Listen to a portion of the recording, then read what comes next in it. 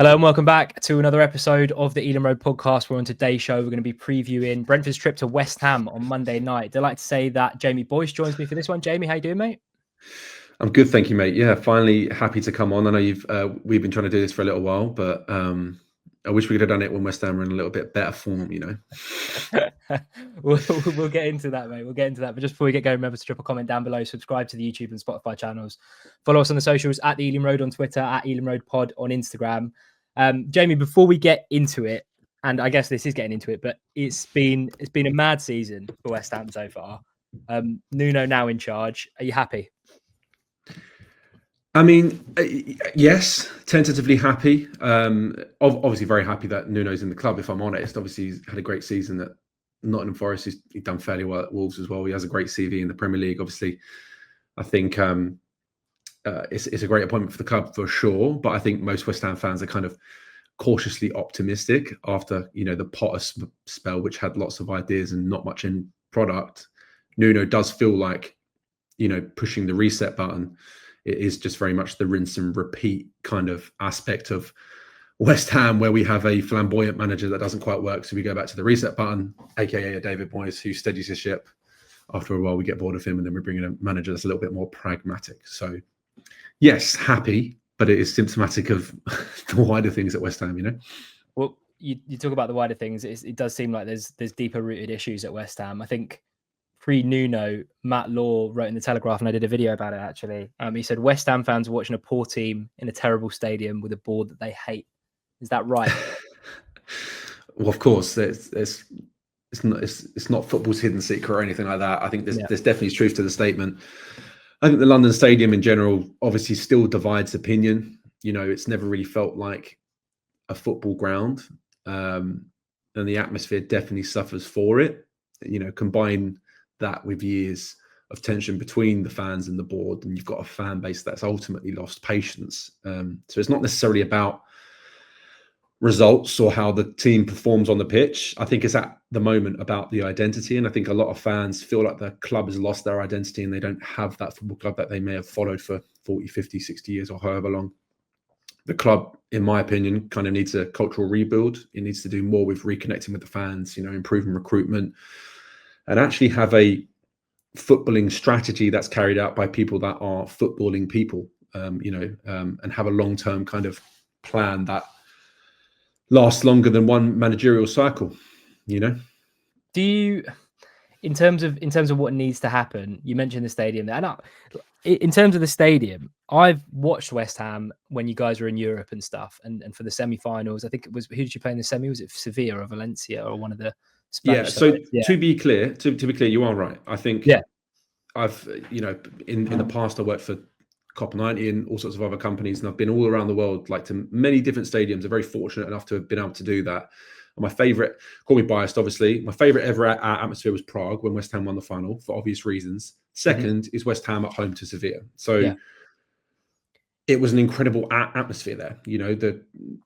It was very much unparalleled heights for a lot of West Ham fans, regardless of your age. You hadn't really ever seen things like that in that kind of way. And I think the atmosphere reflected that. Unfortunately, the atmosphere is never really like that. And I think because of the conflicts between the fan base, the conflicts between the fans and the board, I don't think there's an away fan in the country that'll tell you it's a good stadium. I think because of all those things, I think the atmosphere can get lost very quickly. And then that's obviously compounded by the fact that West Ham just aren't playing very well at the moment. So if West Ham were top of the league right now, I think the stadium probably would be a little bit better, of course. But we're not. We're languishing at the bottom of the table and have had relegation form for the best part of 2 years now. So it's all those things compounding one another. It's like the success of the stadium is contingent on the success of West Ham, which shouldn't really be the case. It's not like it was like that at the Upton Park. It was always a difficult place to go, but now it's just like it does seem a bit flat with with the protests going on and everything like that. Do you think there could be a change coming at some point, or what's the kind of general mood amongst West Ham fans with regards to changes at board level? Well, I think the protest in general comes from a place of a loss of patience, really, and also years and years of a section of the fan base feeling like they've been kind of lied to and duped in a way. I don't think there was many West Ham fans that wanted the stadium move. Granted, to play devil's advocate for this, I don't think there's a Premier League owner in the Premier League that wouldn't have said yes to moving to that stadium.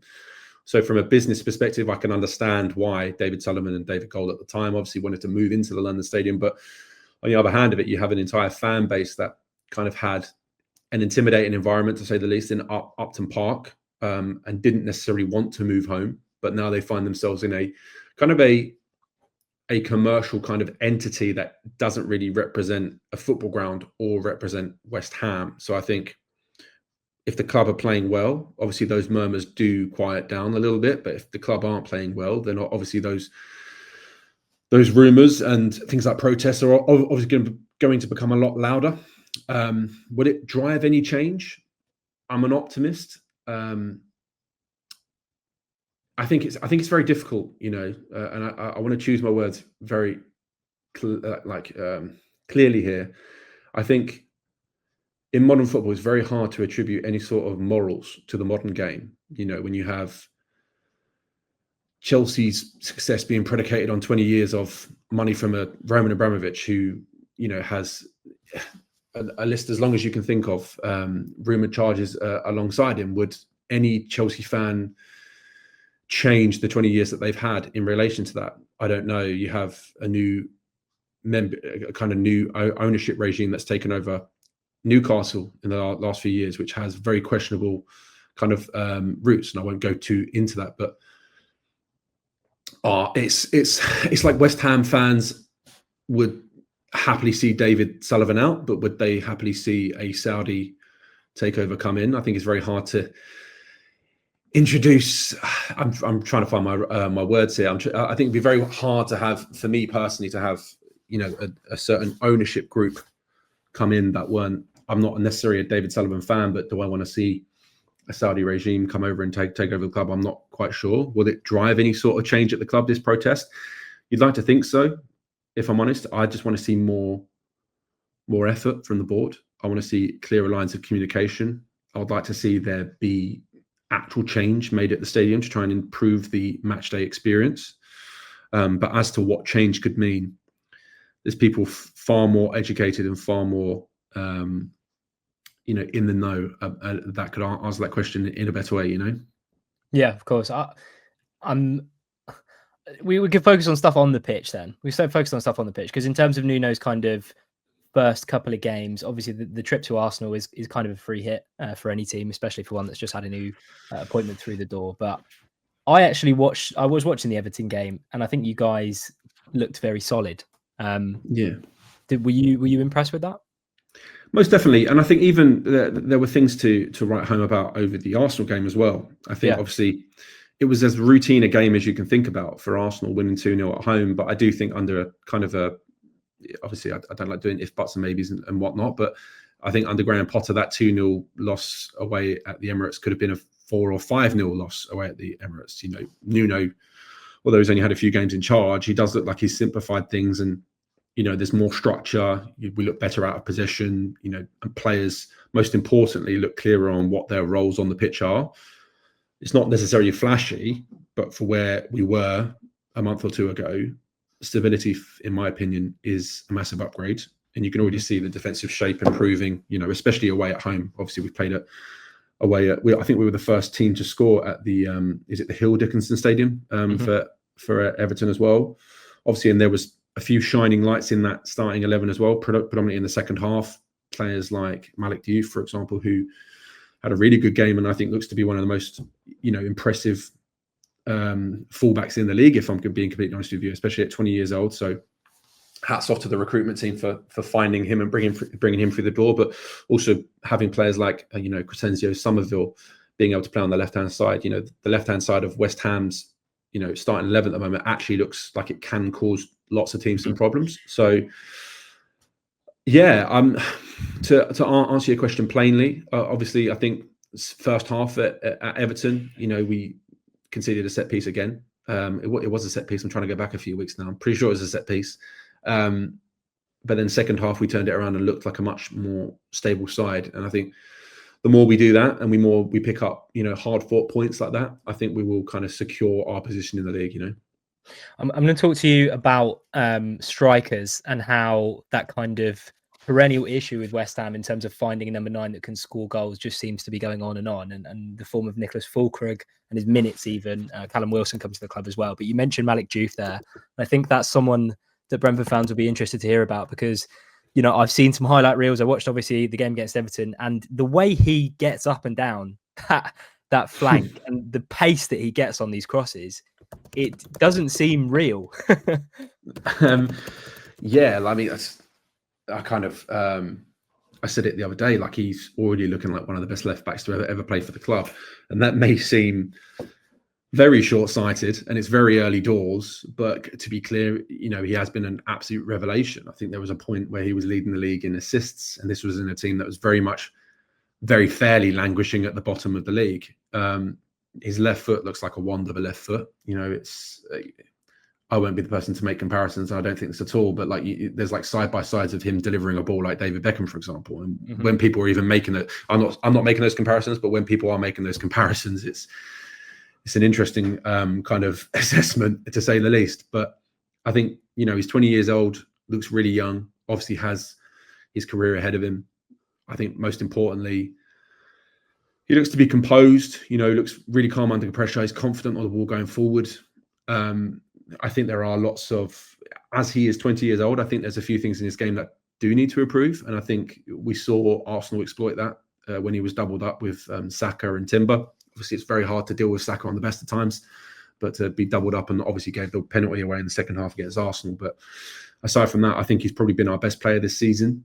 Looks to be an athlete, which is something that West Ham have been kind of lacking for a long, long time. And I think he'll cause a lot of problems alongside Crescencio Somerville on our left-hand side for most sides in the Premier League this year. And let's make no bones about it. It could be a 6-pointer for either of us on the weekend. So I'm hoping he pulls out a good game, Yeah, 100%. I think I mentioned the striker issues. How's Fulkrug getting on? I noticed that against Arsenal, Nuno opted to bring on Callum Marshall instead of Callum Wilson, which was interesting. But kind of similar to how you mentioned that West Ham kind of oscillate between pragmatic manager and then a sexy manager and then pragmatic manager, sexy manager. With the strikers, correct me if I'm wrong, but it does seem like the strikers you brought in over the last kind of decade all kind of fit the same or a similar-ish mold, but none of them have quite worked out. So what's going on there? 5 years too old and injury prone, right? I think obviously it's something like 50, the last 50 or 60 West Ham forwards have been, there's all sorts of statistics about it, about how they've been absolute capitulations. Our most successful forwards at the club in the last maybe 10 or so years have been players that have been signed as wingers and converted to strikers, them being Jared Bowen, Arnautovic and Michail Antonio. Fulkrug obviously came in with all the promise. His last game before signing for West Ham was the Champions League final for Dortmund. But ever since then, unfortunately, he just hasn't fit the mold of a Premier League striker and looks he looks his age. Let's just say that. I think Nuno has obviously built his footballing philosophies are, on that compactness and transitions, kind of like, where you've seen certain players thrive and under his time, whether that was at Wolves or even more recently at Notts Forest, in people like Chris Wood or Raul Jimenez, for example. Mm-hmm. I think Fulkrug could potentially fit the mold of that striker. He just can't seem to keep fit. West Ham are crying out for, a traditional number 9 who wants the early crosses, and a partner who can be next to him so he can, so he's not isolated up top. But all the options that we have currently look to be struggling, The main thing, I think, with West Ham's forwards, and I think we've seen shining moments from Callum Wilson, for example, where, you can see that he's still got it sometimes, just probably doesn't have it for 90 minutes. I think that's the issue. I think the tempo and physicality of our forwards at the moment are probably not where you would want a Premier League forward to be. So they're strong, not particularly quick, and defenders probably enjoy playing against them. That's probably the worst assessment you can have of a West Ham forward. You know, this isn't in the running order, but I'm going to ask you because it just popped into my head. Another forward that Brentford fans will want to hear about that's now left the club beside Ben Rama, and I normally talk about him sort of when we do these West Ham previews. And the guy that I normally talk about it with was never on the Ben Rama boat or on the Ben Rama bus. I'll just throw it in there. And Brentford fans, I would go as far to say that he is the best player to ever play for Brentford. Mikael Damsgaard is kind of changing that a little bit this season, and the season just gone. But the things I saw Said Ben Rama do on a football pitch, I have never seen live before. Why did it not work at West Ham? I will always love Said Ben Rama because he scored the goal in the final for us. To be clear, you know, I think he came with all the tricks and and flicks and the swagger, you know, and he was a player he's a player in its heart of hearts is someone who gets your bum off seats. You know, he makes football fun to watch. You know, he's chaos and creativity kind of rolled into one thing. 1 minute you're screaming at him for doing something amazing, the next you're screaming at him for over dribbling or sending a shot 20 yards over the bar. So he wasn't perfect, far from it. But I think that's why some West Ham fans loved him and some West Ham fans hated it. You know, I think it's very much a similar conversation when you talk about Lucas Paquetá, for example. You know, very, very similar, where he does something amazing. The next moment he's doing something that harms the team in a major way. Why did it not work at West Ham? I think at one point he was the most subbed player in the Premier League, if I recall. And I think that probably came down to the pragmatic style that David Moyes employed at the club. Seeing someone like a Said Ben Rama now playing for Neom. He's in Neom in Saudi, I'm pretty sure. Cannot believe where his career has gone. Yeah. Genuinely, I cannot believe it. Yeah, I know. So obviously he went over to France, clearly didn't work out, and he's gone over to Neom, getting a big payday. So fair play to him for sure. Yeah. Like I would have loved to see, like there were moments last year at West Ham, for example, where we were crying for creativity on the left-hand side. You know, I don't quite know why it didn't work out for Said Ben Rama, but to be clear, there's bigger and better players that haven't worked out at West Ham over the years. I think sometimes it's just right player, wrong fit, or wrong player, right fit, or whatever. Do you know what I mean? So not entirely sure why it didn't work out. I loved him for all his kind of mercurial ability, because I think that's what gets you into football as a kid. You know, I think unfortunately he didn't produce that enough at West Ham. You know, either way, I will always remember him for scoring a penalty in one of the biggest clutch moments for us in a final. So that gave me the best night I've had as a West Ham fan. So I'll always remember him for that, you know. In terms of, we'll talk about the game on Monday next, but what's the goal for West Ham this season? What's success? Premier League survival, I think, at the moment. To be clear, you know, where we are in the league is very much a reflection of how we've been playing. I wouldn't say we've been hard done by at all. I do think we've been god awful, to be honest with you. I think for us, it will just be ensuring a bit of stability, staying in the league. And I think wider conversations outside of the football pitch is kind of like understanding what the next 5 years looks like for West Ham, whether that is a new ownership, whether that is, you know, whatever it could be. I think just getting some sort of resolution on the off the pitch issues could maybe help the on the pitch issues. But for us, I think it's just staying in the league at this point. I think it'd be catastrophic if West Ham go into the Championship and we're playing in that stadium. I think, let's talk about the game then on Monday. Just before that, what have you made of the noise around Brentford? I've been asking everyone that's been on the pod so far this question going into the season. Yeah, I think it's Keith Andrews has a big job. You know, let's be clear. I think there's been high moments from you guys this year, and then much like us, many low moments. You're in there of being a shout of, for many football fans, as being one of the sides that could go down this year, and I think that's reflective of you losing your best players and whatnot in Mbuemo and Boyce and whatnot. I think Brentford are just a good Premier League side at this point. You know, I don't think they'll go down, but I don't think that's necessarily because they're good enough. I just think there's sides much worse than them. You know, and I think West Ham are worse than them currently. So I like the keeper that you've brought in. I like the addition of Jordan Henderson. I actually wanted Jordan Henderson at West Ham myself. For someone you could, not even for the game time you can provide him, but for the off the, you know, the dressing room kind of thing that he can he can bring to the club. Obviously, he's adding a lot to your club at the moment anyway. Like I can think of he set up the winning goal the other week, didn't he? So yeah, I think Brentford are just a good Premier League side that can expect to finish anywhere from 17th to 11th. But I think that's just the Premier League washing machine where the rinse and repeat, where West Ham could be in that next year. I think you could be in it next year. It's one of them things. But I think you guys will be okay. Good. That's nice to hear. I think the noise from the outside has definitely got into the heads of some of our fans. I think what other people or what other non-Brentford fans might be surprised to know is that there is a lot of people that have already turned on Keith Andrews, despite our relatively okay starts to the season. But when you have an appointment that not a lot of people wanted in the first place, he's on the back foot already, especially when he's following someone like Thomas Frank.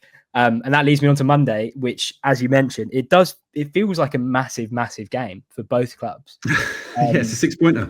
Yeah, it really is. How are you feeling about it? How do you think it will play out? I wouldn't be surprised if it was a draw, to be honest with you.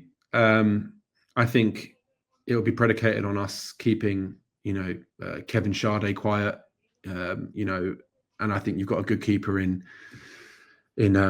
Kelleher. So I think both sides are probably low in confidence, not in great form. So I wouldn't be surprised if both sides would take a point and run for the hills, if you know what I mean. So I can see some sort of score draw, maybe a 1-1. Yeah. What about yourself? What do you think? Honestly, it's been so unpredictable this season. So unpredictable. We a lot of our fans weren't happy with our showing against Man City, and I wasn't too happy with the second half. I think Andrews seems to be quite reactive, but his in-game decisions aren't great. I think if West Ham take the lead, or if you're 2 goals up, the game's done. Based on what we've seen so far this season, he seems very reluctant to make changes that will contribute to us scoring goals. Seems more happy. We've settled for defeats this season, which I've not liked.